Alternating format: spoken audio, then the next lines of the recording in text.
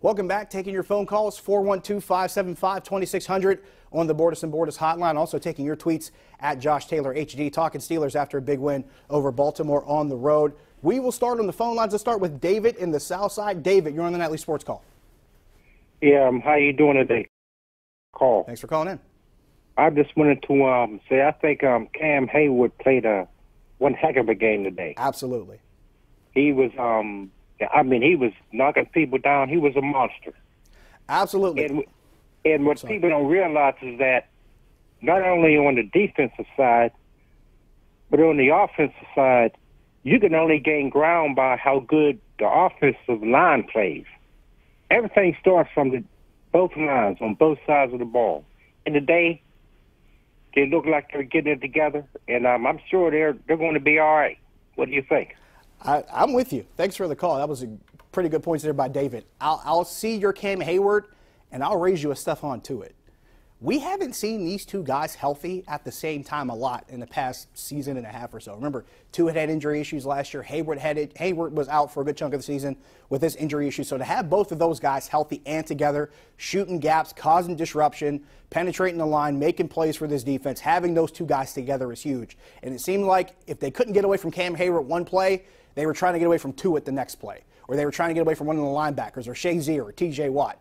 But when those two guys are in the middle setting the tone, I thought that makes a big difference when those two guys are healthy. Even Javon Hargrave. Usually you see him just stuff in the middle, just occupying guys and occupying space.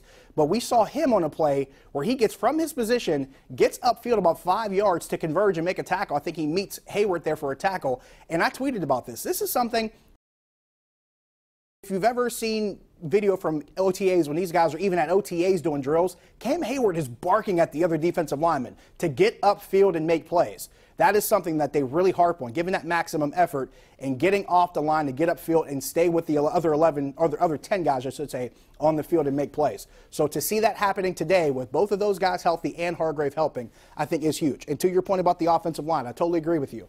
I made this point this morning on 93.7 The Fan that this is one of those games where the Steelers had the opportunity to control the line of scrimmage on both sides of the ball. Baltimore does not have their best offensive lineman. Marshall Yonda is out for the season with an injury. Brandon Williams did not play in this game, their best run-stopping defensive lineman. So if there was a time where they can dictate and control the line of scrimmage, this was definitely it, and they took advantage of it. Let's go back to the phone lines. Let's go to Brad in Duncansville. Brad, you're on the Nightly Sports Call.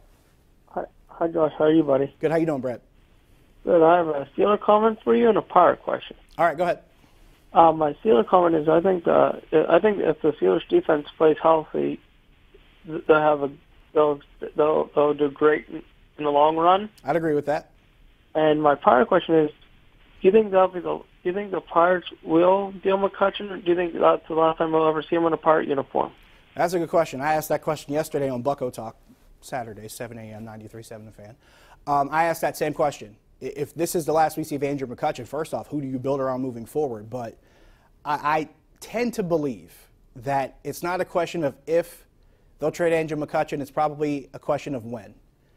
I think they'll have to get a deal that they can't say no to at the winter meetings or at some point during the offseason to make that happen. If it's going to happen in the offseason, I would guess it's going to happen during the winter meetings because you don't want to go into January being that close to spring training without knowing what's going on with Andrew McCutcheon so you can make adjustments accordingly.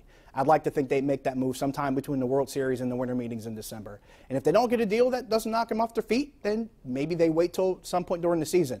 As far as an extension, I tried to go over different scenarios in my mind where they might be able to do it. I just don't see it being realistic. So I do think they eventually deal him. But it's a matter of whether teams offer more in December or if they find something that they like during the course of the regular season. Let's go to Dave in Uniontown. Dave, you're on the Nightly Sports Call. Thanks for taking my call. I'll tell you what, I don't know his name, but that corner, it was coming off. He is quick, man. He was causing so much confusion for Flacco. Mike Hilton. Mike Hilton's a playmaker. Hilton. I mean, I could not believe how fast he was getting to him. I think he helped cause the turnover. That one tip ball was turned over. Right. And I'll tell you what, the defense is getting better. It's just I like to see what happened to Rodgers. Why was he not playing? He was deactivated, and from what I gather, they wanted to get Justin Hunter on the field, and that was something by design. I mean, that had been I talked know about he earlier in muffed the that week. punt last week. That might have had something to do with it. You know, and then the second comment is that I can't wait for Wednesday or Thursday. I'm not sure what day it is for Wednesday, the Penguins. for the Penguins. Yeah. It's going to be such an unbelievable atmosphere there 2 years in a row again. I mean, I've seen 91 and 92, and, I mean, the atmosphere is just going to be incredible to see that second banner go up back-to-back next to each other. All right, well, I've been watching hockey and football all my life, and I'm a big sports fanatic.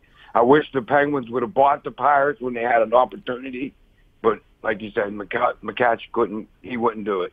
Well, appreciate the call. Got to move on. But to your point, anytime you're in a position where the Penguins are, where you can lift a banner for the second straight year at your home opener, that's always a great position to be in. I think there's a generation of fans in my age. I'll be 36 this upcoming week. We were able to see the 91 and 92 run as kids. Now we're seeing it as adults, but now there's another generation of kids that have seen, this group do it here. And there's a group of younger adults that saw the Penguins do it in 09 and losing the finals in 08. So now you have different generations that are identifying with what this organization is doing, and that's a great position for the team to be in. As far as Mike Hilton, he has been a playmaker since he first put on the Steeler uniform in the preseason. He has been huge. I thought he really did a great job to make the team. I give the coaching staff credit to get him in here and put that guy on the roster and make that kind of move, and then they trade a Ross Cockrell after bringing in Joe Hayden. I thought the way they've handled the defensive back position defensive back department has been really good. Mike Hilton has a lot to do with that. Let's go to Matt before we take a break. Matt in North Hills, you're on the Nightly Sports Call. Hello, Matt. Oh, hey, I thought we were on commercial. How are you? Good. How you doing? Hey, listen, I just wanted to bring up the Antonio Brown situation. Yeah. The little temper tantrum. If you look at the play, it looked like it was designed for Ben to roll out, to throw to Jesse James, and it was almost that Antonio improvised like he usually does. Right. Do you think this is going to keep occurring if the Steelers aren't giving him the ball? Because every time I hear him during postgame, he's always like, oh, we just got the win, but it looks like he's being told to say this until he just gets frustrated. Do you think he's just queefing, or what do you think the issue is? It's an interesting way to put that question. I don't think he's being told to say that. Antonio Brown always gives you nothing. I don't know a better way to put it. Anytime after a game, anytime he's at a podium, Antonio Brown always gives you nothing when he's trying to answer questions. He just doesn't really go into detail. He downplayed it after the game. He just called it being passionate. So do I expect that to change? I don't expect it to happen as frequently. And for him not getting the ball, remember, this guy led the league coming into the game in receptions and reception yards. So if that's a function of him not getting the ball, then that doesn't make sense. I don't think that's the case. I think it was the fact that this is something that these two guys work on pretty frequently.